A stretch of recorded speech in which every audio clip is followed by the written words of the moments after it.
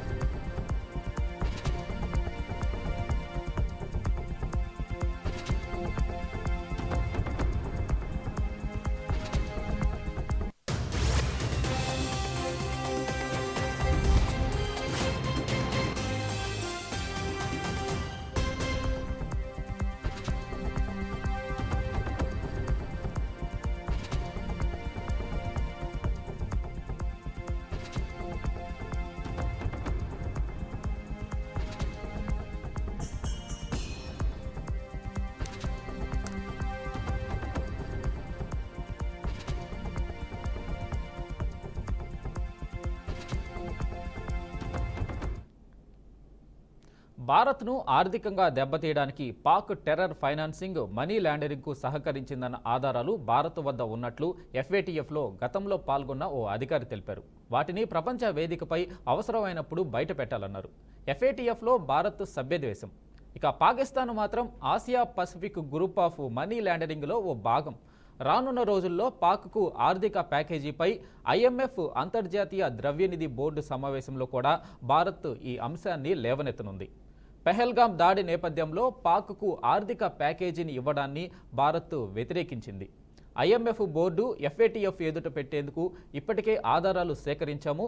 ఉగ్రవాదానికి మద్దతు ఆశ్రయమిచ్చే దేశాలకు అంతర్జాతీయ సంస్థల నుంచి నిధులు వెళ్లకూడదన్న అంశంపై భారత్ గట్టిగా నిలబడనుంది అని ఓ అధికారి వెల్లడించారు.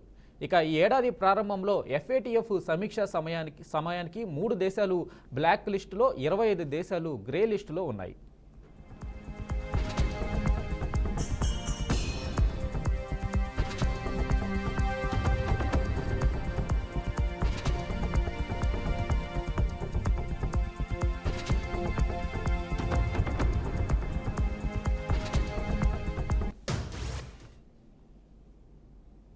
అయితే మరోసారి అమెరికా తన స్నేహతత్వాన్ని చాటుకుంది. తాజా పరిణామాల వేళ అమెరికా కీలక ప్రకటన చేసింది.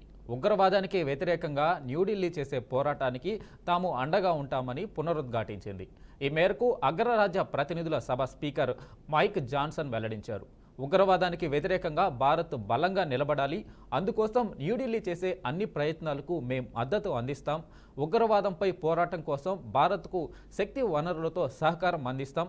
ఇరు దేశాల మధ్య సంబంధాల్లో ఇది కూడా భాగమే. భారత్తో బంధం ఎంత ముఖ్యమో ట్రంప్ యంత్రాంగం అర్థం చేసుకుంది. ఉగ్రవాదం నుంచి ఎదురయ్యే ముప్పు ఎలాంటిదో కూడా మాకు తెలుసు అని మైక్ జాన్సన్ వివరించారు.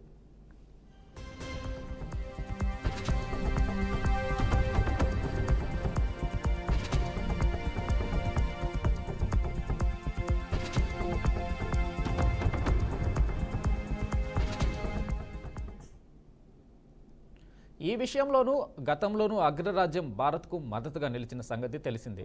ఏప్రిల్ 22న పెహల్గాంలో ఉగ్రదాడి జరిగిన తర్వాత అమెరికా అధ్యక్షుడు డొనాల్డ్ ట్రంప్ భారత ప్రధాని మోడీతో ఫోన్లో మాట్లాడారు.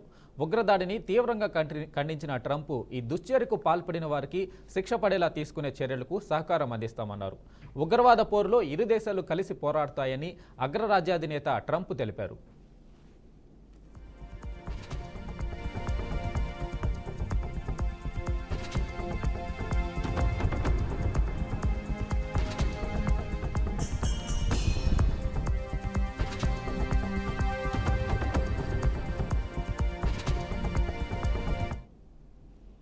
ఇక ఇదే అంశంపై మనతో మాట్లాడడానికి అనలిస్ట్ ఉప్పాల లక్ష్మణ్ గారు ఉన్నారు. ఆయన్ని అడిగి మరిన్ని విషయాలు తెలుసుకుందాం. లక్ష్మణ్ గారు నమస్తే అండి.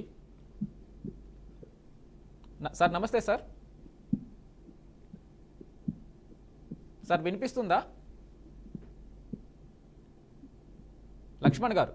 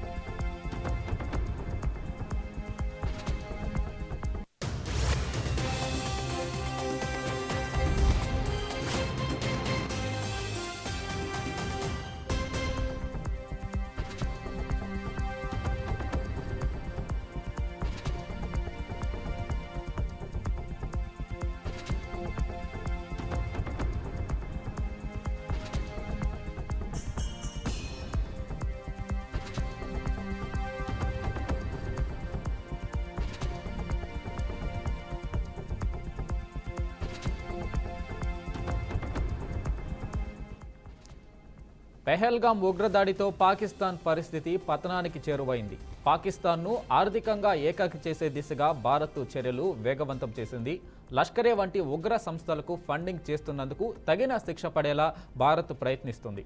తాజాగా ఆర్థిక చర్యల కార్యదళం ఫైనాన్షియల్ యాక్షన్ టాస్క్ ఫోర్స్లో కూడా పాక్ను తిరిగి గ్రే లిస్టులో చేర్చేందుకు చర్యలు మొదలుపెట్టింది. ఇక ఇదే అంశంపై మనతో మాట్లాడడానికి అనలిస్ట్ ఉప్పాల లక్ష్మణ్ గారు అందుబాటులోకి వచ్చారు. ఆయన అడిగి మరిన్ని అప్డేట్స్ తెలుసుకుందాం. లక్ష్మణ్ గారు నమస్తే అండి. నమస్తే, చెప్పండి సార్. అయితే భారత్ పాకిస్తాన్ని ఆర్థికంగా ఒంటరి చేసేలాగైతే ప్రయత్నాలు తీసుకుంటుంది, చర్యలు. సో దీనిలో భాగంగానే FATFలో తిరిగి పాకిస్తాన్ని గ్రే లిస్టులో చేర్చేందుకు ప్రయత్నాలు అయితే మొదలుపెట్టింది. సో భారత్ సభ్య దేశం కనుక ఇది ఎంతవరకు పాసిబుల్ అయ్యే అవకాశం ఉంది? పాకిస్తాన్ను FATFలో గ్రే లిస్టులో పెట్టడానికి పాసిబిలిటీ ఉందంటారా? ఆల్రెడీ అది 2022లోనే దాన్ని తొలగించారు పాకిస్తాన్. ఇంతకుముందు ఉండింది ఫైనాన్షియల్ యాక్షన్ టాస్క్ ఫోర్స్ లో 2010 నుంచి మనం భారతదేశం ఉంది. వాళ్ళ మధ్యలో జాయిన్ అయ్యారు. తర్వాత 22లో పాకిస్తాన్ని తొలగించేశారు. తొలగించిన తర్వాత ఇప్పుడు మళ్ళీ ప్రయత్నం చేస్తున్నారంటే, ఇలాంటి సందర్భంలో ఏదైతే ఫైనాన్షియల్ టాస్క్ ఫోర్స్ ఉందో అది పాకిస్తాన్ చేర్చుకుంటుందని నేనైతే అనుకోవటం లేదు. ఎందుకు అసలు ఆ టాస్క్ ఫోర్స్ దేనికి పెట్టారు? మనీ లాండరింగ్, టెర్రరిజాన్ని ప్రోత్సహించడానికి, మనీ లాండరింగ్ జరగకుండా ఆపడానికి అది ఆ టాస్క్ ఫోర్స్ అనేది ఏర్పాటు చేసింది. ఇక్కడ టెర్రరిజానికి పాల్పడినటువంటి పాకిస్తాను అందుకు విరుద్ధంగా పాకిస్తాన్ అందులో భాగస్వామ్యం ఎలా చేయగలుగుతారు? అది ఛాన్సే లేదు. వెరీ క్లియర్ గా పాకిస్తాను లక్ష్మణ్ గారు లక్ష్మణ్ గారు, అయితే దాంట్లో సభ్య దేశంగా కొనసాగించడానికి కాదు, గ్రే లిస్టులో కానీ బ్లాక్ లిస్టులో కానీ పెట్టి ఆ దేశానికి ఐఎంఎఫ్ దగ్గర నుంచి కావచ్చు, ఇతర సంస్థల దగ్గర నుంచి కావచ్చు నిధులు రాకుండా చేయాలంటే ఖచ్చితంగా ఎఫ్ఏటిఎఫ్లో గ్రే లిస్టులో పెట్టగలిగితే గనుక ఆ పాకిస్తాన్కి ఏ రకంగానూ ఆర్థిక వనరులు సమకూరే అవకాశం ఉండకుండా చేసేందుకు మేము చెప్తున్నాం. ఎస్, మీరు చెప్పింది కరెక్ట్. ఇప్పుడు పాకిస్తాన్ గ్రే లిస్ట్ లో పెట్టి తీరాలి. ఇప్పుడు ఐఎంఎఫ్ లో కొంత రుణ సౌకర్యం అందిస్తుంది కాబట్టి దాన్ని ఆపగలగాలి అనే ప్రయత్నం భారతదేశం చేస్తున్నది. అయితే ఇలాంటి పరిస్థితుల్లో ఐఎంఎఫ్ కూడా సహకరిస్తుందని నేను అనుకోవట్లేదు. ఎప్పుడైతే అమెరికా వ్యతిరేకించిందో, అంటే టెర్రరిజాన్ని వ్యతిరేకిస్తూ మన ఇండియాకు సమర్థిస్తూ స్టేట్మెంట్ ఇచ్చారో, ఐఎంఎఫ్ చాలా జాగ్రత్తగా వ్యవహరిస్తుంది. అంత ఈజీగా ఇప్పుడు ఐఎంఎఫ్ నుంచి కూడా ఫండ్స్ వస్తాయని అనుకోవటం కానీ, ఒక్కటి ఏంటంటే ఆశ ఎంతవరకు అంటే బహిర్గతంగా సపోర్ట్ చేయకపోయినా కూడా చైనా అంతర్గతంగా సపోర్ట్ చేసే అవకాశాలు ఉన్నాయని మనం అనుమానపడుతున్నాం. ఎందుకంటే ప్రపంచ దేశాలన్నీ కూడా ఒక విధంగా ఉంటే చైనా ఒకటి పాకిస్తాన్కు మద్దతు ఇస్తే గనక మళ్ళీ చైనా ఒంటరిని చేసే అవకాశం ఉంటుంది. కాబట్టి చైనా కూడా ఏంటంటే వాళ్ళ యొక్క వస్తువుల దిగుమతుల మీద ఆధారపడి ఆ దేశం నడుస్తున్నది. అనేక దేశాలు చైనా వస్తువుల్ని దిగుమతి చేసుకొని వాడుకుంటారు. కాబట్టి ఒక్కసారిగా ఆ ప్రపంచ దేశాలకి ఆ దిగుమతులను ఆపేశాయి అనుకోండి, ఒకవేళ టెర్రరిజానికి వీళ్ళు సపోర్ట్ చేస్తే, అప్పుడు వాళ్ళ పరిస్థితి ఏంది? చైనా పరిస్థితి. ఇప్పుడే మన భారతదేశమే కొన్ని చైనాకు ఎగుమతులు దిగుమతులు మనం ఆపేస్తేనే వాళ్ళ గందరగోళంలో ఉన్నారు. ఇంకా ఇతర దేశాలు అదే పని చేస్తే గనక ఇంకా చైనా పరిస్థితి ఏంటి? అందువలన బహిరంగంగా చైనా కూడా సమర్థన చెయ్యదు అని అనుకుంటున్నాను నేనైతే. ఇది పాకిస్తాన్ ఇంటర్నల్ గా కొన్ని ఏమైనా చేసే అవకాశాలు ఉంటాయి. ఎందుకంటే అది చైనా కొన్ని అంశాల మీద పాకిస్తాన్ మీద ఆధారపడి ఉంది. ఆఫ్ఘనిస్తాన్ కు సహాయం చేయటం, చైనా నుంచి ఆఫ్ఘనిస్తాన్ కు ఒక రోడ్డు మార్గానికి పూర్తిగా సహకరించి వీళ్ళ సైనిక చర్య ఏదైనా అవసరమైతే ఆఫ్ఘనిస్తాన్ ద్వారా ప్రవేశించడానికి, ఇవన్నీ కూడా వాళ్ళు అంతర్గత వ్యూహం ప్రకారం వాళ్ళు ఏదో కొన్ని చేసుకుంటున్నారు. కానీ ఇవాళ పరిస్థితి విషమించింది. ఇక్కడ అంత బహిరంగంగా కాశ్మీర్కి వచ్చి వాళ్ళ అంత నవ్వులాటగా వాళ్ళు దాన్ని తీసుకొని మరీ ప్రశ్నించి, కులం ప్రశ్నించి, ప్యాంటిప్పదీసి అంత దారుణంగా వాళ్ళు స్వేచ్ఛగా చంపేసి ఆనందంగా వాళ్ళు వెళ్ళిపోయారు. అంత అది ఏ దేశమైనా జీర్ణించుకుంటుందా? ఆ సీన్లు చూస్తే అక్కడ జరిగినటువంటి సంఘటనలు ఎవరు కూడా సపోర్ట్ చేయటం లేదు. ఈవెన్ చైనా కూడా బహిరంగంగా ఏం సపోర్ట్ చేయడం లేదు పాకిస్తాన్కి. కొన్ని పాకిస్తాన్ పాత్ర లేదు అని చెప్పడానికి ప్రయత్నం చేస్తున్నప్పటికి కూడా నమ్మేది ఎవరు? ఆ టెర్రరిస్టులు ఎక్కడి నుంచి వచ్చారు?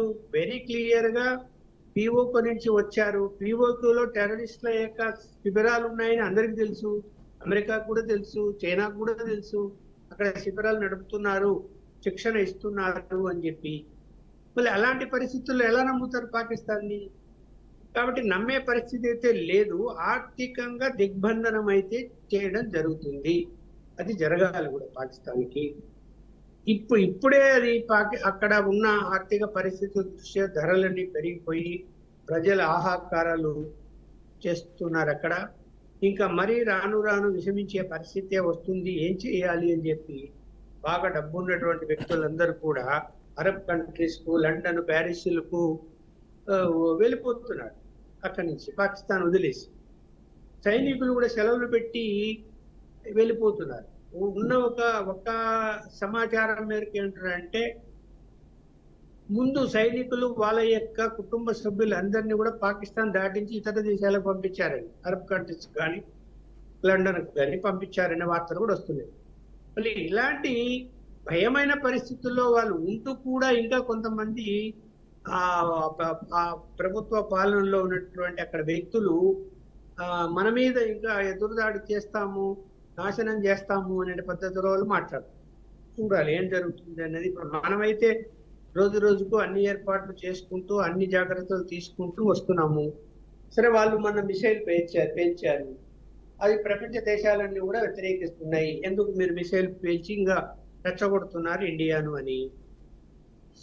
సో దానికి ప్రతీకారంగా మనం ఏం చేయాలా అన్నది కూడా మనం కూడా ఒక మిసైల్ పేల్చినట్టు వార్తలు వచ్చాయి. ఏమి మీ దగ్గర కాదయ్యా, మా దగ్గర కూడా ఉన్నాయి అని చెప్పాలి, హెచ్చరించాలి. కాబట్టి రేపు మాక్ డ్రిల్ మొత్తం భారతదేశంలోని అన్ని జిల్లాలలో నిర్వహిస్తున్నారు. మోస్ట్ ఇంపార్టెంట్ సిటీస్ గా ఢిల్లీ, మనకు హైదరాబాదు, తర్వాత విశాఖపట్నం పేర్కొన్నారు. కాబట్టి అన్ని కేంద్ర ప్రభుత్వం ఇవాళ తీసుకుంటుంది. సార్ లక్ష్మణ్ గారు, అయితే పాకిస్తాన్ ఆర్థిక పరిస్థితి దిగజారిపోయింది. ఆల్రెడీ ఏదైతే IMF నుంచి $3 బిలియన్ నిధులను కూడా తీసుకురావడం జరిగింది. అక్కడ విదేశీ ఏదైతే ద్రవ్య లోటు రావడం, విదేశీ నిల్వలు తగ్గిపోవడం, అక్కడ ఆర్థిక పరిస్థితి చాలా దిగజారిపోయింది. కానీ అక్కడ సైన్యం కావచ్చు, ఆ పాకిస్తాను ఎలా ఉంది అంటే పరిస్థితి, సైన్యానికి దేశం ఉంది అని, దేశానికి సైన్యం లేదని ఒక పాక్లోని ఒక అధికారి కూడా ప్రకటన చేయడం చూసాం. ఇలాంటి నేపథ్యంలో అక్కడ పాకిస్తాన్ ప్రజల్ని పట్టించుకోకుండా అక్కడి పాకిస్తాన్ ప్రజల నుంచి వసూలు చేసిన పన్నులు మొత్తం సైన్యానికి వినియోగించుకోవడం, వాళ్ళ శక్తికి మించి సైన్యానికి పెట్టుకోవడం, ఆ డబ్బుల్ని మిగిలిన మనీని ఉగ్రవాద సంస్థలకి ట్రాన్స్ఫర్ చేయడము. సో ఉగ్రవాద సంస్థలు సైన్యము కలిసికట్టుగా పాకిస్తాన్లో ముందుకెళ్తున్నాయి, అక్కడ ప్రజలను డబ్బుల్ని వాడుకుంటూ. సో ఈ ఒక్క కారణంతో పాకిస్తాన్ని అంతర్జాతీయంగా ఒంటరి చేసి అక్కడికి నిధులు రాకుండా, ఏదైతే IMF నిధులు కావచ్చు, మిగతా ఏ నిధులు రాకుండా చేయడం భారత్ చేయగలిగిందంటే చాలా వరకు సక్సెస్ అయినట్టే కదా, ఇంకా యుద్ధం చేయాల్సిన అవసరం లేకుండా. అట్లా కాదు కదా, వాళ్ళు మన మీద దాడి చేస్తున్నప్పుడు మనం ప్రతి దాడి చేయక తప్పదు కదా. అది తప్పనిసరి పరిస్థితి వస్తుంది. దాడి చేయకుండా అంటే మనం దాడి చేయాల్సిన అవసరమే లేదు. ఇప్పుడు మనమైతే దాడి చేయలేదు ఇప్పటి వరకు. వాళ్ళే మనల్ని బెదిరిస్తున్నారు, మేము ఎట్లా చేస్తాం అని చెప్పి. ఒక మిసైల్ కూడా మనకంటే ముందు ప్రయోగించి చూశారు. ఇక్కడ ఎన్ని చెప్పినా కూడా అక్కడ ప్రజాపాలన లేదు, సైనిక పాలనే ఉంది చాలా సంవత్సరాలుగా. సైనిక పాలనే ఉన్నప్పుడు ఏమైంది, సైనిక పెద్దలు కానీ లేకపోతే సైనికులు కానీ అందరూ కూడా ప్రజల ఆస్తులు పిప్పి చేసి రకరకాల రూపంలో ఆ కుటుంబాలు బాగుపడ్డాయి. ఒక సామాన్య సైనికుడు వాళ్ళ పిల్లల్ని లండన్లోను అమెరికాలోనూ చదివిస్తున్నాడు అంటే అర్థమేమి చెప్పండి? అంత ఈజీనా? అక్కడ చాలా మంది మనకు వార్తలు వస్తున్నాయి, ఇంటర్నేషనల్ వార్తలు. అనేక మంది సైనికుల అధికారులు, సైనికుల పిల్లలు అటు దుబాయ్లోను, లండన్లోను, ప్యారిస్లోను చదువుకుంటున్నారు ఎక్కువ శాతం మంది. మరి ఏమేం చెప్పాలి మనం దానికి? అంత ఆర్థిక స్తోమత ఎలా వచ్చింది వాళ్ళకి అంటే అక్కడ సైనిక పాలన. ఏమి చెప్తే అది జరగాలి. మిగతా ఎవరు ప్రధానమంత్రిగా వచ్చినా కూడా ఏం నోరెత్తడానికి లేదు. ఇవాళ చూసాము కదా మనం, పాకిస్తాన్ యొక్క సైన్యాధిపతి మొన్న ఏమని ప్రకటన చేశాడు? చాలా తీవ్రమైన ప్రకటన చేశాడు కదా, మనమే దాడి చేస్తామని. అందువలన ఇక్కడ ఇప్పుడు బలహీనపరిచే ప్రయత్నాలన్నీ కూడా భారతదేశం చేస్తున్నది, నో డౌట్. సార్ ముఖ్యంగా కూడా అది మూర్ఖంగా వ్యవహరించి ముఖ్యంగా సార్ ఏదైతే దాడులు దిగితే ముఖ్యంగా సార్ పాకిస్తాన్కి ఆ టెర్రరిస్ట్ గ్రూపులకి కేవలం డబ్బుల కోసం వాళ్ళు ఏదైతే వాళ్ళ యాక్టివిటీస్ని కొనసాగించడానికి డబ్బుల కోసం ఏదైతే ఇలాంటివి చేయడం వల్ల వాళ్ళకి ఫండ్స్ వచ్చే అవకాశం కోసం కూడా ఇలాంటివి చేస్తున్నారు. సో ఆ ఫండ్స్ ఎక్కడి నుంచి వస్తున్నాయి? పాకిస్తాన్ ప్రభుత్వం నుంచి, పాకిస్తాన్ సైనిక ఏదైతే ఉందో వారి సంస్థల నుంచి వస్తున్నాయి. సో ముఖ్యంగా ఆ మనీ కోసమే ఈ పాకిస్తాన్ టెర్రరిజం గ్రూపులు ఇలాంటివి చేస్తున్నాయి. సో ఆ డబ్బుల్ని ఏదైతే మనీ ట్రాన్స్ఫర్ చేస్తున్నారో ఆ మనీ ల్యాండరింగ్ని ఆపగలిగితే కనుక ఈ టెర్రరిస్టులకి చాలా వరకు వీక్ అయ్యే అవకాశం ఉంటుంది కదా. మెయిన్గా ఆర్థిక పరంగా టెర్రరిస్ట్ గ్రూపుల్ని ఆపగలిగితే చాలా వరకు కంట్రోల్ అవుతాయి కదా. ఇప్పుడు మన ఒక టెర్రరిస్ట్ ప్లేస్ అని కనుక్కొని అక్కడ ఏమేమి దొరికాయి? ఆయుధాలు దొరికాయి, LED బాంబ్స్ దొరికాయి, అధునాతిక పరికరాలన్నీ దొరికాయి. మళ్ళీ అంత విలువ గల పరికరాలు వాళ్ళకి అందాయి అంటే వాళ్ళకు డబ్బు ఎక్కడి నుంచి వచ్చింది మరి టెర్రరిస్టులకు? అంటే ఫండింగ్ చేస్తున్నట్టే కదా. ఎవరు చేస్తున్నారు అంటే మీరు అన్నట్టు పాకిస్తాన్ ప్రభుత్వం. ఈ ఈ- ఈ యొక్క ఈ యొక్క పాకిస్తాన్ ప్రభుత్వంలో ఉన్నటువంటి సార్, ప్రభుత్వం సైనిక అనడం కంటే కూడా అధికారులే అక్కడ సైనిక ఆ మేజర్. ఫండ్స్ను మనీ లాండరింగ్ ద్వారా అందజేస్తున్నారు అనేది కదా ఆరోపణ. అవును. అందుకనే కదా అలా అలా జరుగుతున్నది. టెర్రరిస్టులకు పాకిస్తాన్ నుంచి నిధులు అందుతున్నది అనే కారణంగానే టాస్క్ ఫోర్స్ లో ఉన్నప్పటికి కూడా వీళ్ళు పాకిస్తాన్ ను 2022లో తొలగించారు, సభ్యత్వంతో రిమూవ్ చేశారు. కొన్ని ఆధారాలు దొరికాయి కాబట్టి అది కంటిన్యూ అవుతున్నది ఇప్పటికి కూడా. లేకపోతే ఎలా టెర్రరిజం పెరుగుతుంది? వాళ్ళకు అధునాతమైన పరికరాలు ఎలా వస్తాయి? సామాన్య పౌరులని వాళ్ళకి అవసరం ఉన్నప్పుడు వాళ్ళు వాడుకొని వాళ్ళకు డబ్బులు ఎలా ఇస్తున్నారు? కాశ్మీర్లో ఉన్నటువంటి పేద ప్రజానికాన్ని వాడుకొని వాళ్ళకు డబ్బులు ఇచ్చి అక్కడ షెల్టర్ పొంది వాళ్ళ ద్వారా అన్ని పనులు ఎలా చేసుకుంటున్నారు? కోర్టులను ఎలా తయారు చేసుకుంటారంటే డబ్బు వల్లనే కదా. డబ్బు ఎక్కడి నుంచి వస్తుంది వాళ్ళకి మరి? అంటే ఫండింగ్ ఎవరో చేసుకున్నట్టే కదా. వెరీ క్లియర్ అది. సార్, ఏదైతే కొన్ని దేశాలు ఉన్నాయి, ఉత్తర కొరియా కావచ్చు, కొన్ని దేశాలు ఇరాన్ కావచ్చు, ఉత్తర కొరియా కావచ్చు, కొన్ని దేశాలు ఏదైతే FATFలో బ్లాక్ లిస్ట్లో ఉన్నాయి. సో అందువల్ల ఉత్తర కొరియాకి ఏ సంస్థ నిధులు ఇవ్వడం జరగదు. IMF నుంచి కావచ్చు, ప్రపంచ బ్యాంక్ నుంచి కావచ్చు, నిధులు ఇవ్వడం జరగదు. అదేవిధంగా పాకిస్తాన్ కూడా ఆ బ్లాక్ లిస్ట్లో పెట్టించగలిగితే FATFలో, సో నిధులు ఏదైతే IMF నుంచి నిధులు రావడం ఆగిపోతే ఇంకా ఉగ్రవాద సంస్థలకి ఏమిస్తాయి అవి? సో అది కదా, భారత్ ఈ రకంగా పాకిస్తాన్ని దెబ్బ కొడితే కనుక ఉగ్రవాదం చాలా వరకు అంతరించిపోయే అవకాశం ఉంటుంది కదా సార్.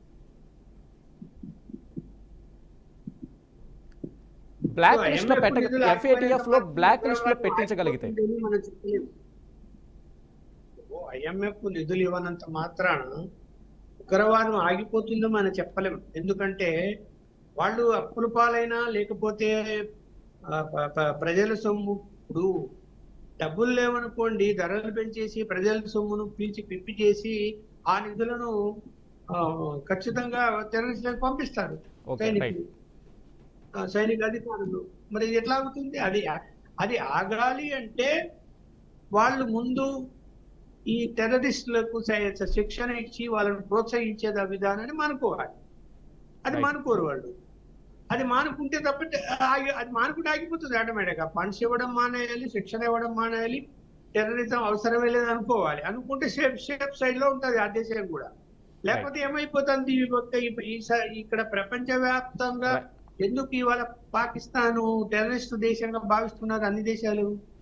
వాళ్ళు అక్కడ టెర్రరిజాన్ని పెంచి పోషిస్తున్నారు అన్నది అనేక ఎవిడెన్స్ దొరికాయి. ఎక్కడ ఏమి జరిగినా కూడా టెర్రరిస్టుల ద్వారా, ఈవెన్ అమెరికాలో కూడా అక్కడ కూడా కొన్ని సంఘటనలు జరిగినప్పుడు ఆ టెర్రరిస్టుల వెనుక పాకిస్తాన్ ఉందని అమెరికా కూడా అర్థం చేసుకుంది కదా, రష్యా కూడా అర్థం చేసుకుంది కదా. అందువల్ల ఇవాళ ప్రధాన దేశాలైనటువంటి రష్యా, అమెరికా మనకు సపోర్ట్ చేస్తున్నాయి, పాకిస్తాన్ చేయటం లేదు. ఒక చైనా ఒకటే అంతర్గతంగా చేస్తున్నట్టు అనిపిస్తున్నది. అది కూడా బహిరంగంగా ఏం ప్రకటించలేదు ఇప్పటి వరకు. Okay sir, right. చైనాకి ఎందుకు సపోర్ట్ చేయట్లేదంటే పాకిస్తాన్ పూర్తిగా చైనాకి లొంగిపోయింది కాబట్టి చైనా సపోర్ట్ చేయనట్టు ఉంటుంది. So Laxman garu, thank you so much sir, మీ విశ్లేషణ అందించినందుకు. సో టైం అయిపోయింది. Thank you so much sir.